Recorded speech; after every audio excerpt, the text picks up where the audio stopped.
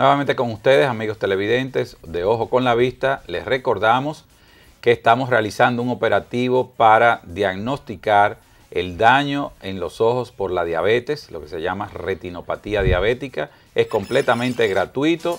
Deben de llamar al 809-769-8182 para hacer una cita y poder ser evaluado completamente gratuita. Estamos nuevamente con el doctor Mario Lobatón, nuestro invitado especial. Cuéntenos, doctor Lobatón, más sobre el queratocono. Bueno, pues entonces, como habíamos dejado en el segmento anterior sobre la deformidad de la córnea, también traje esta otra imagen para ilustrar un poquito más a los televidentes sobre la diferencia de lo que sería una córnea normal versus una córnea afectada por el queratocono. Aquí vemos dos imágenes.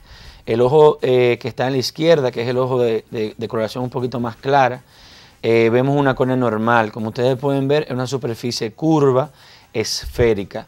En comparación con el ojo que está a mano derecha, que es el ojo ya afectado de queratocono, el ojo de coloración un poquito más oscura, y vemos como la córnea, que es la parte más anterior, tiene una curvatura mucho más acentuada.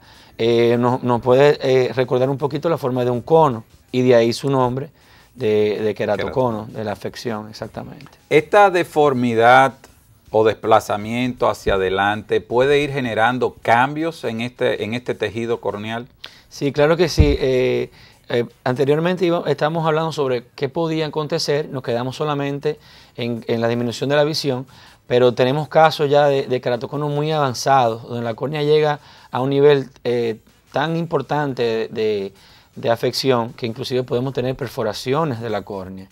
Ya obviamente tratamos de tratar al paciente antes de llegar a este punto, pero tenemos pacientes que nos llegan ya desde un inicio con ojos perforados, córneas perforadas, porque la córnea se puso tan fina por el queratocono que cualquier pequeño trauma, cualquier presión, pues podía perforarla, y obviamente es una complicación muy devastadora para el ojo. Usted habló sobre las edades de aparición, mencionó las alergias. ¿Esto puede predominar más en un sexo? ¿Tiene predilección por sexo o no? Sí, el queratocono no ha demostrado predilección por raza, pero sí por sexo. Es un poquito más frecuente en mujeres, 60% versus 40% en hombres. Las edades que usted mencionaba, pues el queratocono normalmente comienza a desarrollarse en la adolescencia. Y va avanzando gradualmente, y cuando normalmente el paciente ya comienza a presentar síntomas de queratocono, es cuando estamos llegando ya a la tercera década de vida, o sea, a los 20 hasta los 25 años. No quiere decir que no tengamos pacientes con 11 años, con queratocono ya sumamente avanzados, que inclusive necesiten ya trasplante de córnea, pero normalmente los 20 años a 25 años es cuando se hace el diagnóstico por primera vez. Doctor Lobatón, ¿estas deformidades pueden ser exclusivamente de un ojo o afectar bilateralmente? Sí, normalmente son bilaterales. Alrededor de un 15% de los casos vemos queratoconos unilaterales.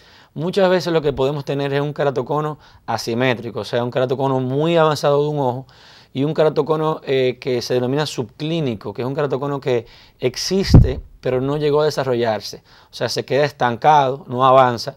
Por ende, la córnea se ve afectada en algunos estudios que podemos realizar, pero el astigmatismo no avanza tanto, la miopía no avanza tanto, y son pacientes que mantienen una buena visión por lo largo de su vida. ¿Cómo es la manera en que esto es diagnosticado en su consulta? Bien, pues me gustaría pasar un poquito adelante aquí otra imagen. ¿Qué tenemos acá? Tenemos aquí la comparación ya en un diseño de lo que sería un ojo normal y un ojo con queratocono. Aquí podemos ver en el ojo normal, como mencionamos anteriormente, como la córnea es más curva y más uniforme, y también la córnea tiene un espesor que se mantiene básicamente inalterado desde la parte central hasta la periférica. Aquí por diferente tenemos un ojo con queratocono. Vemos una córnea con una curvatura mucho más acentuada, mucho más irregular, y vemos como aquí la parte central de la córnea, el grosor está mucho más disminuido, y esa disminución del grosor es lo que provoca la debilidad de la córnea y provoca también la deformidad.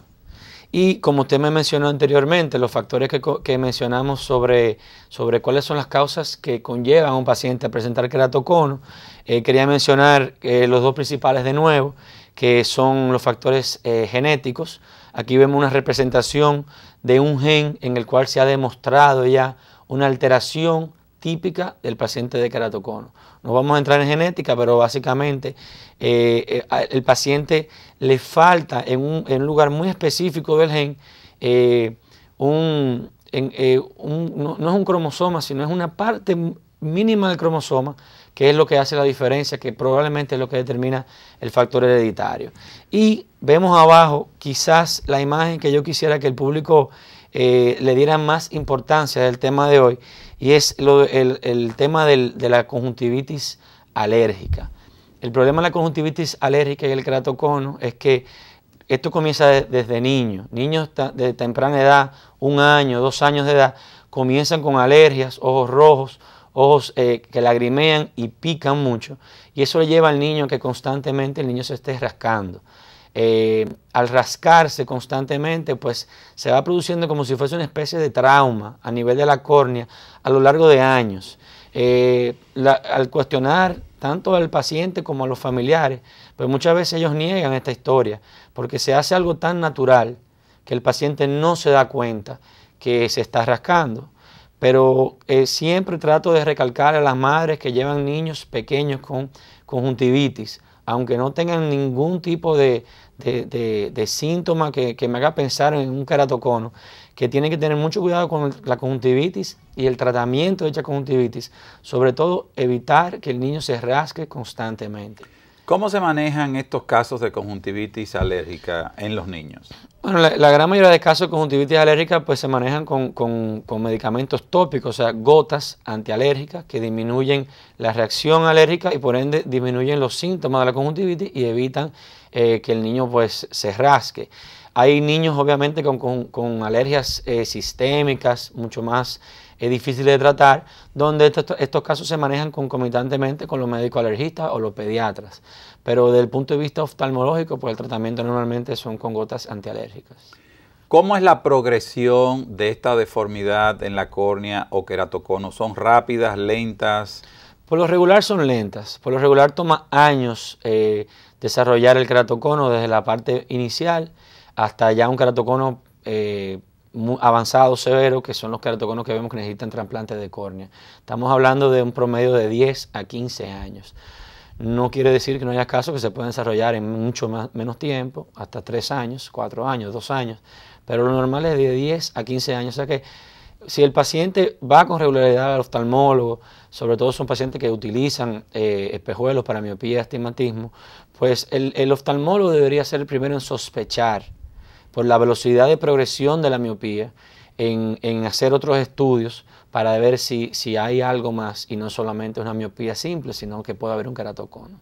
¿Cómo ha sido la evolución en el diagnóstico y el manejo de estas deformidades de córnea? Bueno, sí, hoy en día tenemos, con diagnóstico tenemos diversos tipos de estudios topográficos, tanto, bueno, que nos dan la forma no solamente de la parte anterior de la córnea, como era normalmente el único dato que teníamos, sino que tenemos también estudios que nos dan la forma anterior y posterior de la córnea, que es muy importante.